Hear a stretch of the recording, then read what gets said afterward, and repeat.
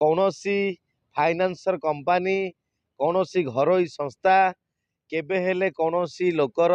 मान सम्मान नहीं पारिबेनी बीच रास्ता रे गुंडा लगे आक्रमण करि पारिबेनी आउ ता सहित जदि जेते सब घरोई कंपनी जो सब फाइनेंसर तो आज्ञा तांको बैकग्राउंड जदि रेकर्ड करा जाए आपण माने देखिबे निहाती क्रमे से हुए तो ब्लैक मनी रु आज यही प्रकार फाइनेंस रे पहुंचती कहीं निजस्व पॉकेट मनी कि निजस्व टंकार निजस्व अर्जित धन रे एतिकी टंका इन्वेस्ट कई कर न थाई पारती तेणु आज जो टंका सुध को लगे